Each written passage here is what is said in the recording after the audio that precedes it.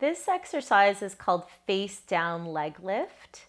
And what it's going to do essentially is focus on the gluteus maximus muscle, so the bum muscle.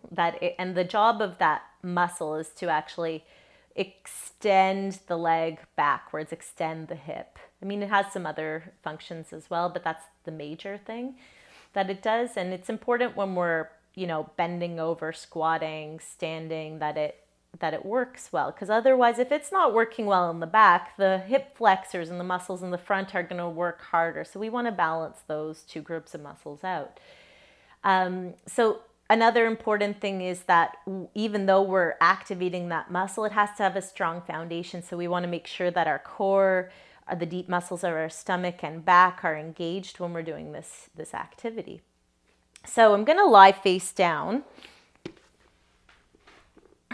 And you can put your hands forward. You can either kind of lie like this, or I like to kind of rest my chin on my hands. And first, we're going to do an engagement of the deep muscles of our tummy. So my pubic bone, the bone right down here, I'm going to gently press that into the ground and feel a connection between my lower ribs and the pubic bone.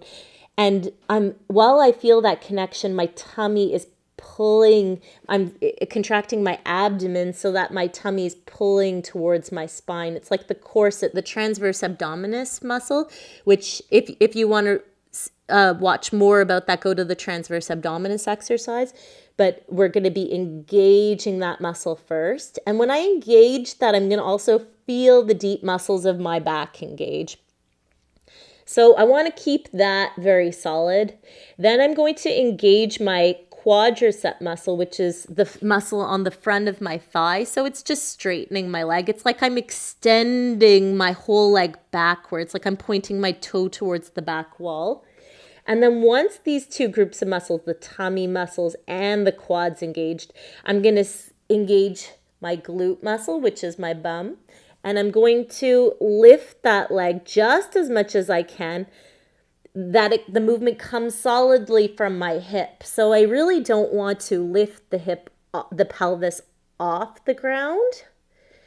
And I want to make sure that not too much of the movement comes from my back, because if you have a lot of back pain, sometimes people actually have weak glutes and they're overusing their back muscles. So when you do this movement, you're going to want to do the back movement.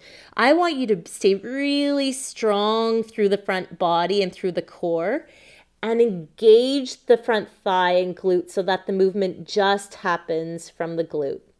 And what you can do with this is alternate sides. So I'm straightening the right leg now and engaging from the glute and lifting and holding, maybe 5 seconds, maybe 3 seconds, reaching back, engaging the glute.